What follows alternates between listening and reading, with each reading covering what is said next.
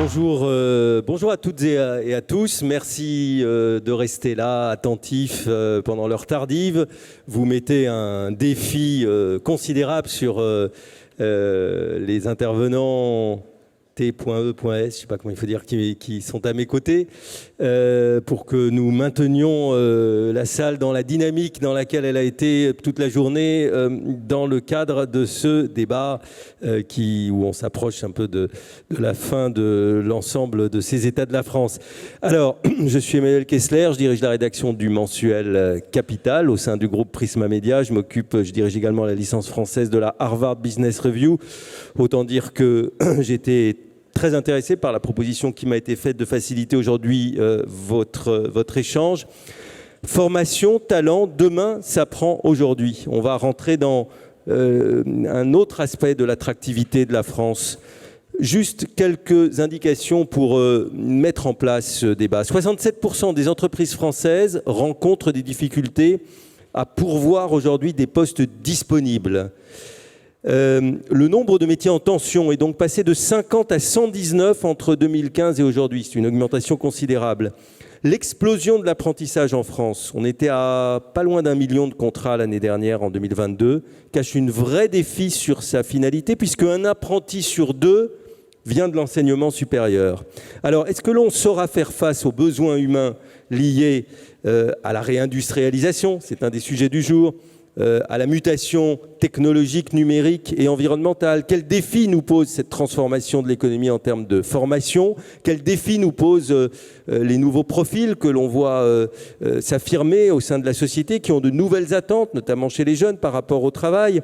Comment l'intelligence artificielle va impacter vos besoins de recrutement? On en parle avec 3 acteurs de groupes internationaux qui sont en France, qui peuvent à la fois observer la tendance de notre pays et souvent la comparer à ce qui se passe ailleurs. Florence Tondu-Mélic, vous êtes la directrice générale de Willis Towers Watson en France. On peut dire WTW Absolument. Voilà, spécialiste du conseil, leader en conseil en gestion du capital humain, financement des risques. Et vous avez racheté il y a quelques années en France le courtier Grâce à Voix, qui était une marque très connue, que vous avez désormais intégrée. 40 000 collaborateurs dans 140 pays, et entre 3 et 5 000 selon les périmètres comptés en France, avec une quarantaine d'implantations très locales. Donc il faut dire que pour vos groupes internationaux, il y a une forte dimension territoriale aussi, et c'est important de le dire sur cet ancrage. Michael Locaux, oui, Michael Locaux, c'est vous, tout à fait, j'allais me tromper, directeur général de Steelcase Europe du Sud et Afrique. Vous travaillez, vous, sur le futur du travail. Alors, c'est au cœur de nos sociétés. Pour la petite parenthèse, tout le mobilier qui est dans la salle, donc il y a le bâtiment Art déco, mais il fallait le meubler, vient de chez vous. Et vous êtes un partenaire fidèle de ces États de la France. 2000 collaborateurs dans le monde, 600 en France, où vous êtes installé depuis 80 ans. Alors, il y a à la fois du conseil en aménagement de bureaux et puis des sites industriels aussi. Moi, j'ai appris un truc en discutant avec vous, c'est que vous êtes Steelcase, vous êtes l'inventeur de la poubelle métallique. Ouais. Ouais, c'est ça, c'est un peu l'origine de nos fondateurs, qui, il y a 111 ans maintenant, dans les bureaux de gratte-ciel à Chicago, voyaient beaucoup d'incendies se déclarer parce que les gens fumaient à l'époque. Alors, c'est une époque que je n'ai pas connue, mais que je ne pense pas que beaucoup de gens l'aient connue ici aussi. Eh oui. Les moins de 20 ans peuvent pas connaître. Ils se sont dit pour diminuer le risque, quoi de mieux qu'inventer, au lieu d'une poubelle en carton, une poubelle en acier, d'où Steelcase. Steelcase, voilà. Xavier Susterac, président d'Aptar pour la zone Europe, Moyen-Orient, Afrique. C'est un groupe très international qui fait 3,5 milliards d'euros de chiffre d'affaires, 14 000 collaborateurs dans le monde, 4 500 en France. Vous connaissez très bien l'Allemagne où vous avez effectué une très grande partie de votre carrière, plus de 20 ans je crois. Vous êtes d'ailleurs ancien vice-président de la Chambre de commerce franco-allemande. Alors Aptar, c'est un inconnu célèbre ou une inconnue célèbre. C'est-à-dire qu'en fait, tout le monde en a, mais on ne le sait pas. Ce sont les pompes de vos produits cosmétiques, crème hydratante, crème solaire, etc. Ou de parfums. Voilà, vous êtes un fabricant de pompes pour les produits cosmétiques. Moi, j'ai découvert ça et je trouve ça incroyable. Hein. J'espère que, tout à fait, et j'espère que vous penserez et maintenant, je pense demain à vous matin, quand dans la douche, voilà. dans la salle de bain, vous avez un shampoing, un gel douche, un déodorant, un parfum, une eau de toilette, une mousse à raser. Toutes ces choses-là, et vous avez un produit Aptar dans la main. Vous ne le saviez pas, maintenant vous le savez. Ouais, c'est incroyable, voilà, Aptar. Bah, voyez, c'est ce qu'on appelle le B2B2C, en fait. Florence Tondu-Mélec, je vais commencer par vous. Le président de la République a lancé aujourd'hui, où ça a été évoqué, le site d'investissement de Novo Nordisk. Il était à Chartres, et il a dit... Nous sommes, c'était tout à l'heure, cet après-midi, c'est tout frais, nous sommes le pays le plus attractif d'Europe. On a parlé des tensions sur le recrutement, on a parlé de la gestion des carrières. De ce point de vue qu'on n'a pas encore abordé dans cette journée où on a beaucoup évoqué toute l'attractivité de la France, est-ce que vous êtes d'accord avec le président de la République alors que les chiffres qu'on a donnés peuvent soulever quand même un certain nombre de difficultés ? Alors, attractif d'une façon générale, oui, tout à fait, sans contexte au regard de notre positionnement par rapport aux autres pays européens en la matière. Mais quand on prend ce point du capital humain, moi j'aimerais porter 4 constats. Le premier constat, c'est celui que vous évoquiez de tension en matière de recrutement. 67% des dirigeants d'entreprises de petite taille ou de taille intermédiaire expliquent que c'est un frein à leur développement. Vous évoquiez les chiffres de la DARES, 119 familles métiers sous tension sur 186 qu'ils étudient contre 50 en 2015. Et le ministère du Travail produit également une étude sur les taux de vacances en entreprise et on voit qu'elle a fait x5 par rapport à cette période extrêmement stable de 2000 à 2015. Et ça, derrière, c'est un premier constat. Le deuxième constat, c'est qu'à taux d'emploi égal par rapport à nos voisins européens, eh bien, on a des difficultés de recrutement supplémentaires et qui tiennent à la dégradation de ce qu'on appelle l'appareillement sur le marché du travail. C'est-à-dire qu'on a des difficultés pour que l'offre rencontre la demande, pour que le travailleur rencontre l'entreprise. Et ça, troisième constat, ça impacte fondamentalement l'activité des entreprises. Et nous, on le voit bien, on conseille près de 20 000 entreprises sur le territoire français, de tout type de taille, dans tout type de secteur. 38% des dirigeants nous disent que ça limite leur chiffre d'affaires, 36% nous disent que ça dégrade les conditions de travail au sein de l'entreprise, 31% nous disent que ça les empêche de livrer en fait les commandes dans les temps. Et bien entendu, plus l'entreprise est petite, plus elle souffre parce que plus elle est fragile. Et donc il y a aussi derrière tout le sujet de frein à l'innovation, de frein à la réindustrialisation. Le ministre évoquait 1,3 million d'emplois à pourvoir dans les 10 prochaines années. Et puis le dernier constat... Donc on n'est pas sûr d'arriver à les pourvoir, c'est comme ça le défi. Exactement, et c'est bien ça le sujet. Et puis le dernier constat, et là Xavier pourra corroborer avec son expertise allemande, mais c'est l'impact macroéconomique et social. Aujourd'hui, je pense qu'on peut se réjouir d'avoir un taux de plein emploi à 69%, qui est le plus élevé depuis 1975. Cela étant, on a 9 points d'écart avec l'Allemagne. Et quand on regarde, ces 9 points d'écart, c'est ce qui explique la différence de PIB, la différence de richesse, mais aussi la différence d'endettement. Et ça tient à 3 facteurs. Le premier facteur, c'est l'emploi des jeunes, 4 à 5 points, l'emploi des seniors, 3 points, et puis l'inadéquation des compétences pour le reste. Donc loin de moi de porter un message qui ne soit pas optimiste et volontarisme, mais il faut se saisir des leviers d'action, tous ensemble en tant qu'acteurs économiques, à mon sens, pour préserver cette attractivité. Et vous qui pouvez avoir une vision internationale, vous pensez que la France est moins bien lotie par rapport à ces enjeux que d'autres pays dans lesquels vous êtes implantés ? On verra ce qu'en pense Xavier Susterac avec la comparaison franco-allemande, mais comme ça... Alors, je pense qu'effectivement, du par ce fait de difficultés d'appareillement et d'écart entre le type de compétences qu'il y a sur le marché et les besoins des employeurs, probablement on souffre plus que d'autres pays, notamment des pays européens. Et on le voit bien, aujourd'hui on est le seul pays européen, et dans une moindre mesure l'Espagne et l'Italie, à souffrir de ce facteur-là, là où ça n'est pas un sujet chez nos voisins. Alors, on verra, vous nous direz après comment vous voyez l'avenir, comment vous voyez les solutions qu'on peut apporter à ce défi pour que dans cette dimension-là aussi, nous restions un pays compétitif. Mais je vais me tourner vers Xavier Susterac, puisque on a évoqué, d'ailleurs, c'est un sous-ensemble à l'intérieur des constats qui étaient faits il y a un instant par Florence, la question de la formation en alternance. Parce que là, on a un point de comparaison très fort, c'est l'Allemagne. Et pendant des décennies et des décennies, on a dit les Allemands arrivent à faire de l'alternance, nous, on n'y arrive pas. Et aujourd'hui, je crois même qu'en chiffre brut, je me demande si on n'est pas un peu au-dessus de l'Allemagne. En tout cas, on se rapproche. Donc on peut se dire que c'est formidable, sauf que ce n'est pas les mêmes profils. Voilà. Et donc, est-ce qu'il faut se réjouir de ce succès français ou déplorer le fait que l'alternance soit trop orientée vers les formations supérieures ? J'allais dire les deux. On a effectivement, on a souffert en France. Il y a eu des recommandations faites aux États de la France il y a déjà quelques années sur le sujet de l'alternance, qui a été suivi, très bien suivi, avec une explosion du nombre de centres de formation, le fameux CFA, etc. Donc, très très bonnes choses qui ont été faites ces dernières années, ces 4-5 dernières années. On n'avait jamais dépassé, je crois, en France, un nombre de 200 à 250 000 apprentis. C'était très difficile de passer au-dessus. Et là, on a vu la courbe monter de façon quasi exponentielle.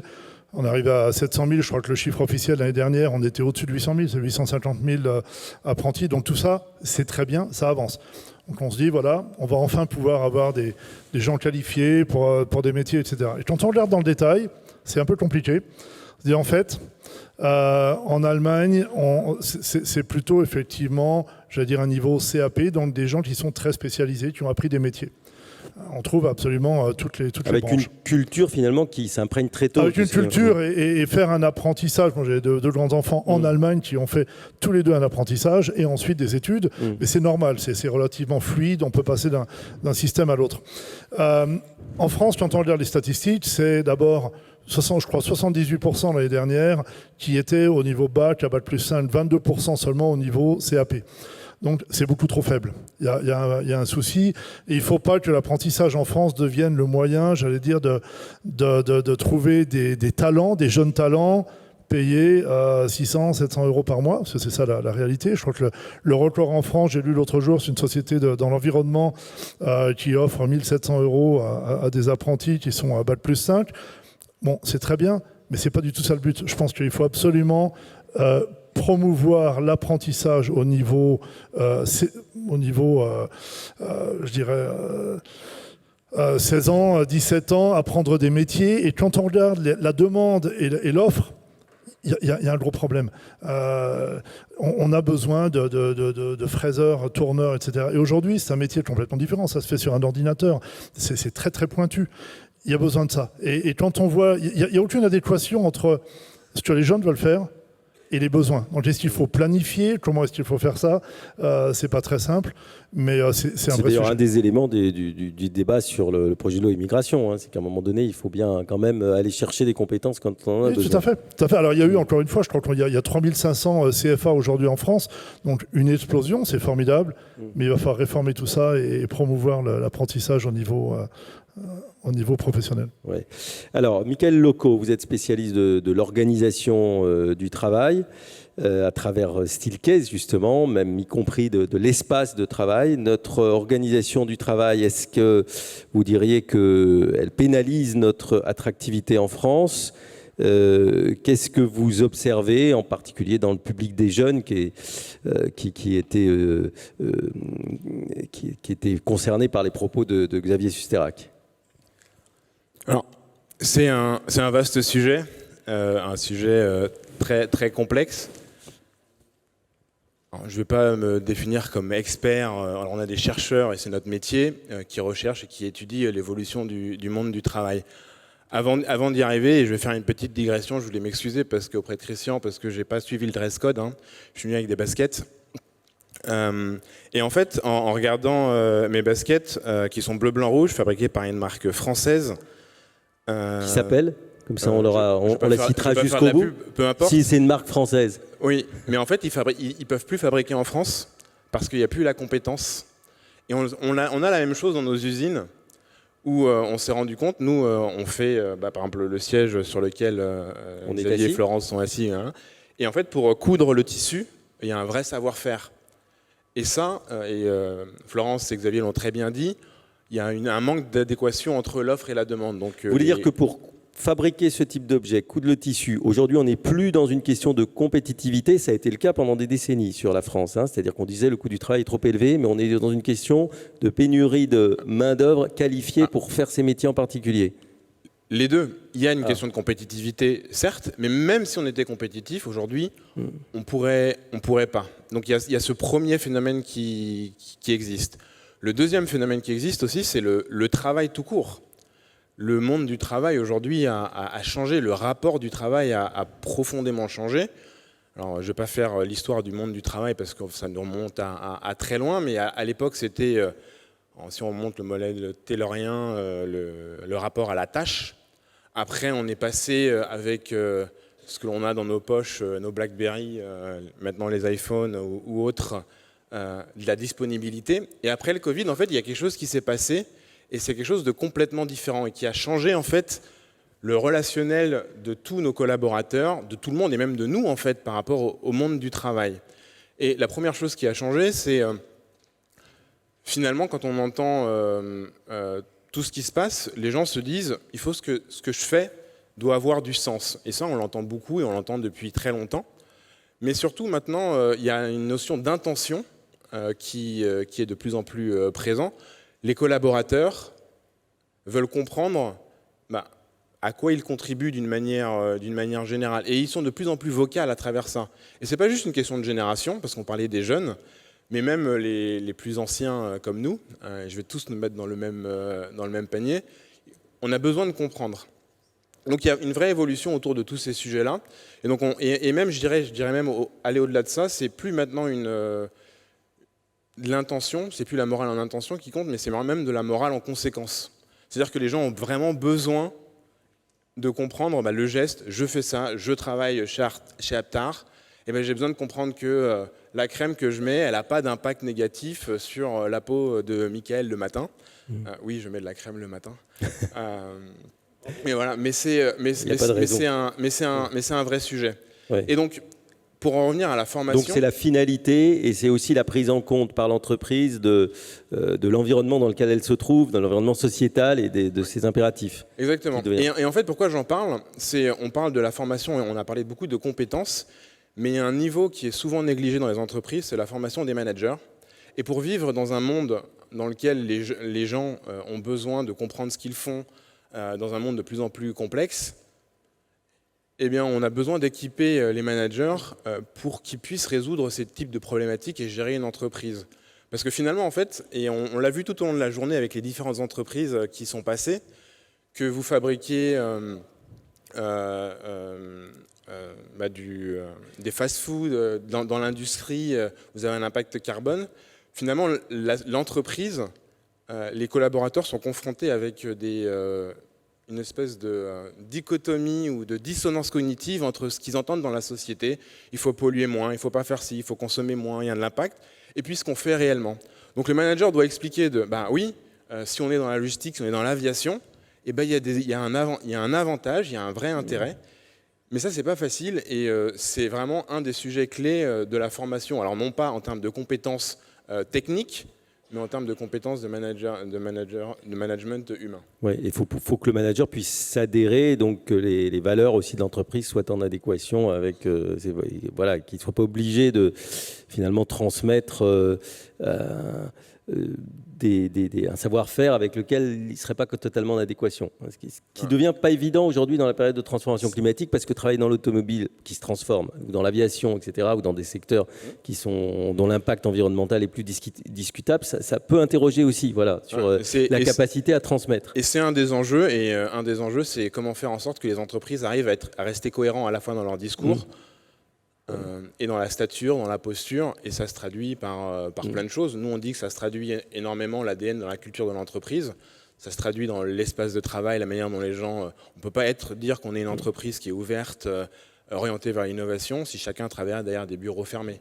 Ouais. Voilà, donc il y a plein de choses de cette typologie. Exactement. Alors il y a deux choses un petit peu que j'ai entendues là, Florence. C'est d'une part une transformation des métiers à laquelle il faut que on ait des filières, ou une approche du capital humain, je ne sais pas si c'est un beau mot, qui s'adapte. Et deuxièmement, une demande de sens qui est beaucoup plus forte, notamment chez les jeunes générations, qu'elle l'était il y a quelques décennies. Alors peut-être sur le premier point de transformation.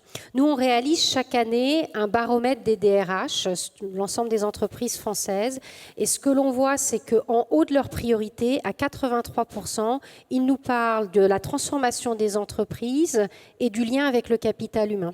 Et donc nous, c'est quelque chose sur lequel nous accompagnons nos clients et on leur conseille une démarche extrêmement méthodique, extrêmement structurée en la matière. Et ça passe par différentes choses de façon très concrète. Ça passe déjà par une veille sur les compétences clés de demain pour l'entreprise, s'appuyer sur la data.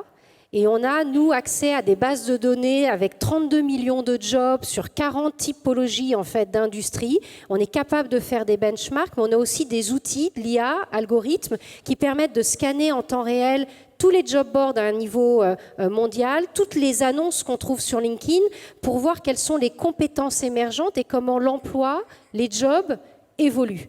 Vous pouvez nous donner un ou deux exemples aussi clairs que l'histoire de la couture du siège qu'on n'arrivait plus à faire en France sur justement ce que vous voyez comme évolution dans les métiers? C'est tout ce qui a par exemple attrait à l'innovation et des métiers d'expertise, des métiers de pointe. Et après, j'en reviendrai au point que vous faisiez tous les deux, qui est de comprendre et de cartographier au sein de l'entreprise les activités. Michael, tu parlais effectivement des tâches, du taylorisme, arriver à cartographier les activités d'aujourd'hui et de demain, comprendre lesquelles seront faites par la technologie, lesquels resteront dans l'entreprise, mais aussi lesquels on les travaillera en termes d'écosystème. Et ça, c'est ce qui permet de construire une organisation du travail, des architectures de compétences et de jobs, et de se dire, voilà les compétences dans lesquelles je vais être en pénurie demain. Et là, il y a deux choses après à faire. Il y a une chose par rapport à l'attraction, le fait d'attirer des talents de l'extérieur. Et là aussi, ce n'est pas une approche avec un seul levier, c'est de multiples leviers sur la proposition de valeur employeur, le sens que vous évoquiez, toute la raison d'être, et je pourrais y revenir parce que je pense que c'est un sujet extrêmement fort. C'est une vraie force de la marque employeur, comme on dit parfois? Exactement. On sait, il y a des études qui le démontrent. L'étude Harris montre, qui a été publiée en 2021, qu'une entreprise qui travaille sur sa raison d'être, eh bien, elle a des collaborateurs 4 fois plus engagés et qui restent 2 fois plus dans l'entreprise. Donc, donc c'est pas une tarte à la crème, la raison d'être. Ah non. Le sens, la raison d'être, mais aussi le fait de mettre ça en cohérence avec l'approche en matière de partage de la valeur et le point sur les avantages sociaux. On a parlé formation, développement des compétences. Mais il y a un autre point qui me semble extrêmement important, c'est aussi comment on fait évoluer les compétences des collaborateurs qui sont déjà au sein de l'entreprise. Comment est-ce qu'on crée de la mobilité? Parce que sinon, le risque, c'est quoi? C'est d'enfermer nos propres collaborateurs dans certaines compétences et de les empêcher de développer les compétences de demain. Et là aussi, il faut une approche extrêmement réfléchie, parce que ce n'est pas qu'une question de formation. C'est aussi une question de se dire comment est-ce que je positionne mes rémunérations? Comment est-ce que je valorise certains jobs, certains métiers dans l'entreprise, de façon à ce que, de façon implicite, ça flèche les talents, et c'est comme ça que vous construisez les compétences de demain. Ouais. Xavier Susterrac, vous partagez aussi ce point de vue. Pour vous, quel est l'un des enjeux de la décennie qui vient, et aussi en termes, je dirais, d'inclusion, de diversité aussi des recrutements? Oui, alors d'abord, pour rebondir, c'est ce que vient de dire Florent, on le voit chez nous, hein, la marque employeur, le purpose, comme on dit, qu'est-ce qu'on offre aujourd'hui comme vision d'avenir, c'est absolument essentiel. Quand on recrute des jeunes, leur première question n'est plus aujourd'hui qu'est-ce que je vais gagner, mais qu'est-ce que vous faites pour la planète, qu'est-ce que vous faites. Et alors bon, on a l'avantage chez Aptar on a trois segments, et sur les trois, il y a un segment qui est le nôtre, qui est celui de la beauté, et l'autre segment qui est de la pharmacie, enfin les produits pour la pharmacie. Donc on crée de la beauté, et on soigne les gens. Donc quand on essaie de recruter des gens, c'est quand même plus facile. Le message n'est pas désagréable à passer. C'est plus facile que d'aller forer des hydrocarbures. Voilà, tout à fait. Même si dans la cosmétique, dans la composition des produits cosmétiques, il y a parfois de la chimie pas terrible. Hein, si vous dites ça à un chimiste, ça va être difficile. La pétrochimie, c'est le mot que je cherchais. Voilà, on reviendra là-dessus. Il y a de la pétrochimie. Le sujet de l'inclusion, le sujet des talents à l'avenir, c'est un grand sujet. D'abord, l'inclusion, c'est la diversité, l'inclusion, c'est un sujet énorme. On a aussi la chance chez Aptar d'avoir. C'est pas seulement d'ailleurs le genre, hein, c'est pas seulement homme-femme. Il y a beaucoup d'autres choses. Je pense qu'on a une chance inouïe en Europe d'avoir. On a un business, nous, européen, enfin un business mondial, mais en Europe, d'avoir toutes ces cultures. Et ça, c'est déjà de la diversité et de l'inclusion. Quand on fait travailler ensemble des Allemands, des Espagnols, des Italiens, des Français, etc., là, on a quelque chose qui est déjà relativement compliqué, il faut le dire, et c'est formidable. Donc c'est une grande chance. On apprend dans le fait la diversité. Après...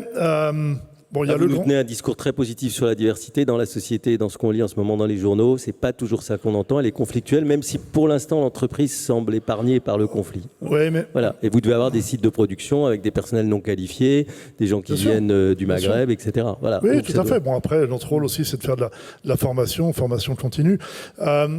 Sur le sujet, bon, il y a bien sûr, on a des sujets de quotas aussi. Tout le monde, toutes les entreprises. On a un groupe américain. On dit tiens, quel est le pourcentage de femmes qu'il faut avoir dans le management? Est-ce qu'il faut avoir des quotas? Moi, c'est un sujet qui me passionne. Je pense qu'il en faut aujourd'hui. Et moi, je fais toujours un parallèle avec la sécurité dans l'entreprise. La sécurité, pour ceux qui connaissent le sujet, il y a ce qu'on appelle la courbe de Bradley. La courbe de Bradley, c'est 3 étapes. Il y a une étape dépendante, ensuite indépendante, interdépendante. Dépendante, ça veut dire que on va faire attention, pas se tordre le pied parce que le chef nous l'a demandé. Indépendante, on commence à faire attention pour soi-même parce qu'on a compris l'intérêt. Et interdépendante, ça devient une culture et on dit aux collègues, attention, tu risques de trébucher. Et bien là, c'est la même chose. Au début, il faut forcer. Il faut forcer le trait et il faut mettre des quotas. Et une fois qu'on aura la culture, que ça sera naturel, il n'y en aura plus besoin, on pourra les retirer. Donc ça, c'est un petit peu ma vision de la chose. Et puis diversité, inclusion, encore une fois, c'est absolument essentiel. Quels sont les talents, de quels talents aurons-nous besoin dans les années à venir? Et je voudrais citer un livre que j'adore, je suis un inconditionnel d'une personne qui s'appelle Julia de Funès, qui écrit des articles et des livres fascinants. Elle a écrit quelque chose qui est la comédie inhumaine. Je recommande à tout le monde de le lire, il est formidable, où elle explique que finalement, il y a l'intelligence artificielle, il y a la digitalisation, voilà, et on va travailler de plus en plus avec des machines. Donc, de quoi aura-t-on besoin à l'avenir au niveau des êtres humains? On aura besoin des côtés humains. Et donc, c'est pas le QI qui va être important, ça va être le QE, c'est l'intelligence émotionnelle qui fera la différence. Et c'est quelque chose qu'il faut absolument avoir en tête pour les recrutements à venir. Florence Tondumélic, vous êtes d'accord avec les quotas là, que propose Xavier ? Alors moi, je voudrais revenir quand même sur une réalité économique derrière, parce que c'est pas qu'une question de conviction, c'est aussi une question de réalité économique. Quand on voit aujourd'hui les courbes démographiques dans nos sociétés occidentales, et même en Chine, on ne peut pas se priver de l'ensemble des talents du marché, quelle que soit la typologie diversité, que ce soit de la diversité physique, comme tu décrivais, mais aussi de la diversité cognitive. Donc je pense que c'est une absolue nécessité. Les quotas sont un outil parmi d'autres, que je vois essentiellement comme étant, comme toi, un outil de transition, mais cette nécessité d'intégrer la diversité est extrêmement importante. Et comme tu le disais, c'est aussi tout le rôle du leadership, du management de proximité, d'arriver à faire de cette diversité une véritable richesse. Alors, vous êtes d'accord avec ça sur les quotas? Ouais. Alors, c'est une question, c'est relativement compliqué. Moi, personnellement, j'aurais pas aimé qu'on me dise « Mickaël, tu es à ton poste parce que tu es d'une origine ethnique différente des autres ». D'un autre côté, la réalité est que quand on regarde cet amphithéâtre, c'est pas le plus mixé, le plus diversifié. Homme-femme, c'est bien. Homme-femme. Même si ça a beaucoup. Homme-femme, c'est pas trop mal. Ça fait quelques années que je suis là et c'est vrai que ça évolue. Mais c'est un peu blanc, oui. C'est un peu blanc. Et c'est pas juste ça. La diversité, c'est plein d'autres choses. Là, c'est le côté plus visible et c'est facile pour moi de le dire. Donc je le dis. Mais c'est vraiment toutes les diversités. Donc c'est un moyen d'accélérer, mais on en revient à ce qui ont été dit par Xavier aussi et Florence. C'est tout un système de leadership et ça doit faire partie de la culture d'entreprise.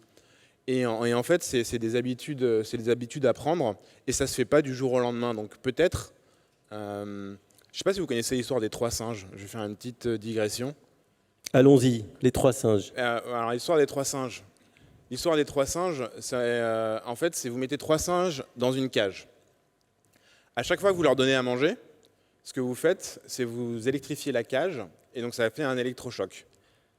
Bon, pour ceux qui... Alors, c'est une histoire, hein, donc aucun singe n'a été tué dans cette voilà, et puis les murs de cette enceinte sont bienveillants. Voilà. Donc vous faites ça, vous répétez ça régulièrement. Ce qui va se passer, c'est que le moment où vous allez mettre une banane dans la cage, eh ben, les singes vont arrêter de vouloir la prendre parce qu'ils associent ça à la douleur. Vous enlevez un singe, vous en mettez un nouveau. Ce qui va se passer, c'est que quand vous allez mettre une banane, il va se jeter dessus, mais les autres vont commencer à l'en empêcher.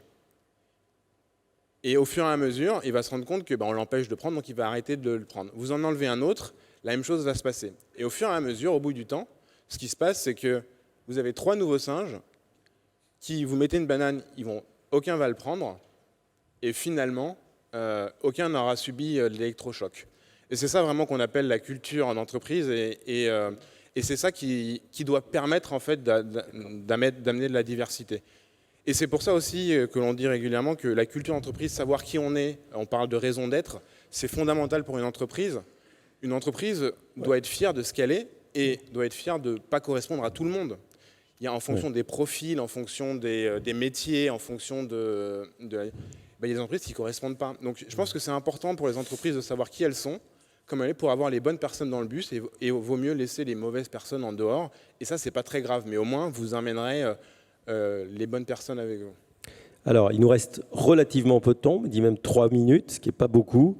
Une petite question quand même, parce que vous y avez fait allusion sur l'émergence, la révolution de l'intelligence artificielle. Je vous invite, j'aime bien faire un peu ma pub, à aller sur capital.fr avec une interview de Fabienne Arata, la présidente française de LinkedIn. Ils ont fait une étude. L'intelligence artificielle va transformer 65% des compétences d'ici à 2030. Les 2/3 des compétences vont être bouleversées par l'intelligence artificielle. On ne nous dit pas que ça va remplacer l'homme. On ne nous dit pas que tout le monde va perdre son emploi. Mais qu'en tout cas, ça va transformer complètement la manière d'exercer, ce que vous avez un peu souligné. Comment vous intégrez cette donnée et comment les entreprises comme les vôtres doivent l'intégrer aujourd'hui pour continuer à attirer des talents et à pouvoir être attractifs justement et à résister à ces changements. Alors nous, ce type de réflexion, c'est vraiment notre quotidien et on accompagne toutes nos entreprises clientes en fait sur ces réflexions-là. Et c'est toute la démarche que je décrivais tout à l'heure, extrêmement prospective, de comprendre quelles seront les compétences clés de demain, les activités de demain, et arriver à effectivement définir ce qui sera fait par la technologie, ce qui va rester le propre en fait des équipes et des collaborateurs, et encore une fois, comment on va s'organiser aussi au sein d'un écosystème, parce que vous n'aurez pas toutes les compétences en interne. Et donc arriver à avoir cette démarche extrêmement prospective pour arriver à flécher aujourd'hui les compétences et les talents, pour moi, ça me semble une priorité et une condition clé de notre attractivité en tant qu'entreprise individuellement, mais aussi en tant que collectif en France demain. Michael Locaux, vous voulez dire quelque chose là-dessus ou... Oui, non, je voulais juste rajouter, il y a un élément important là-dessus aussi, c'est la formation en continu pour ne pas, et ça a été évoqué un peu avant, laisser des personnes sur le côté, sur les côtés technologiques et la formation continue, notamment sur les seniors. Alors, sur les personnes, et je m'inclus dedans. Aujourd'hui, je me sens dépassé quand je parle à mes neveux et nièces sur certains sujets. Donc, vous allez sur TikTok quand même. Il y a oui, oui. Ouais. Tous les soirs, bien sûr. Ouais.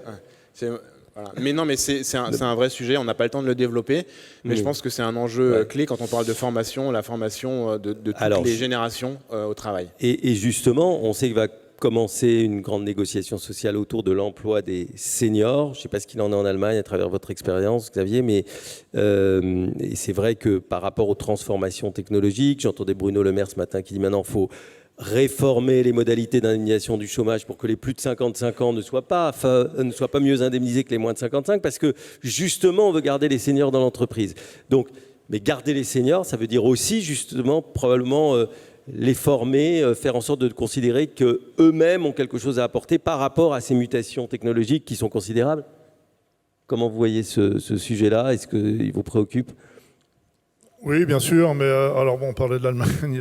Je crois qu'il y a une courbe démographique qui est telle en Allemagne qu'il va y avoir un trou d'air de toute façon. Oui, avec, donc de toute façon, là-bas, il n'y a plus de jeunes, suffisamment de jeunes qui rentrent sur le marché du travail.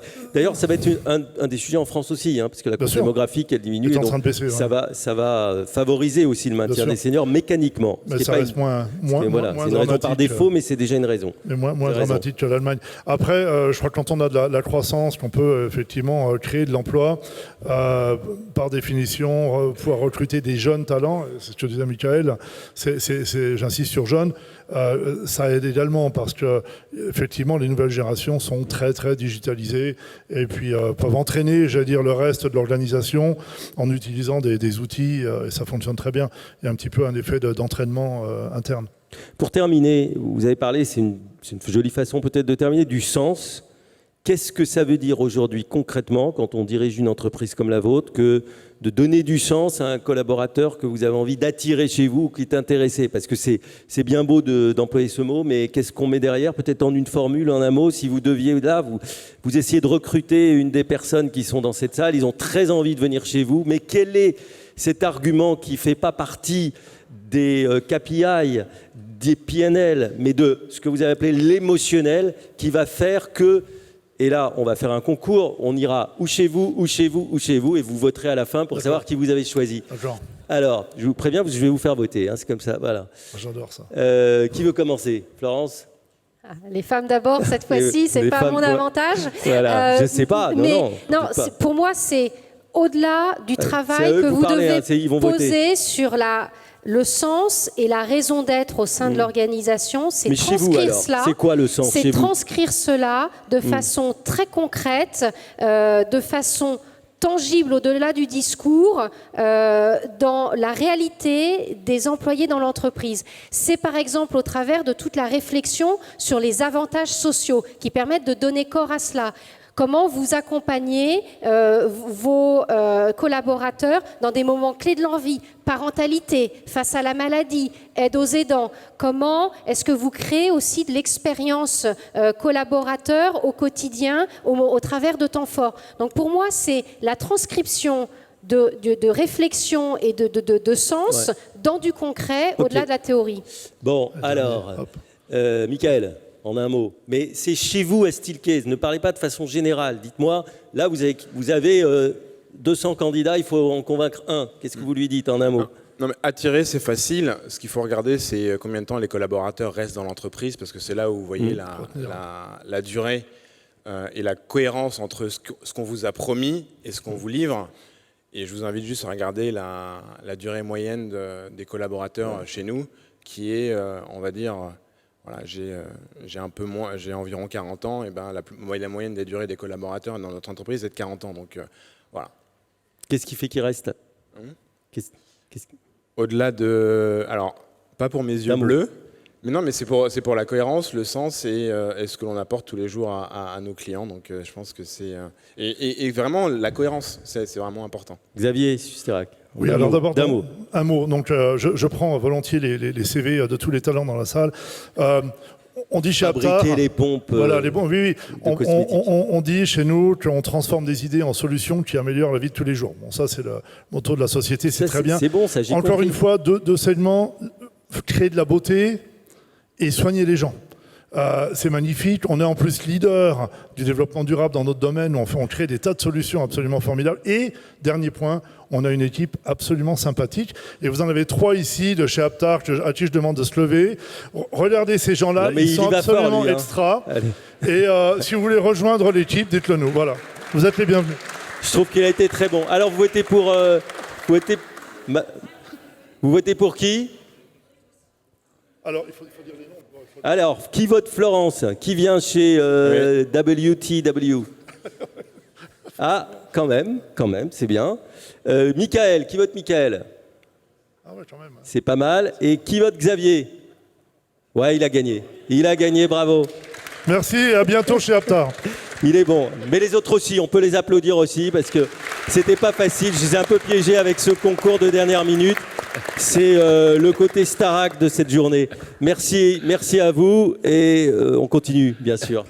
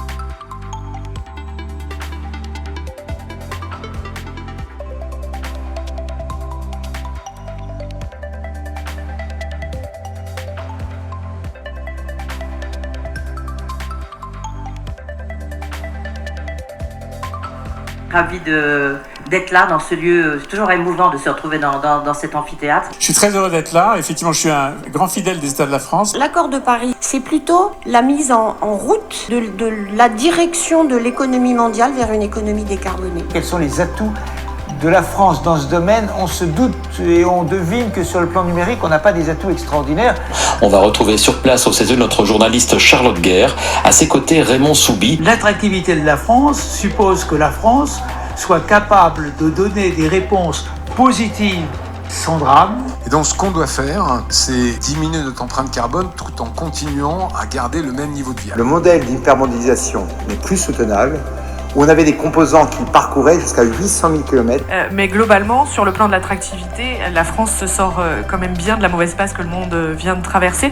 En mettant en place le fonds de solidarité, tous ces choix aujourd'hui, tout le monde dit « Ah mais c'était bien normal, monsieur le maire. Tout le monde aurait fait la même chose à votre place. » J'en suis pas certain. Avoir des centres de décision dans notre pays, c'est garantir aussi des arbitrages qui sont favorables au tissu productif français. C'est un élément du combat que nous menons tous et toutes dans cette salle. Alors, le ministre vient de nous y inviter. Nous allons maintenant nous mettre au travail.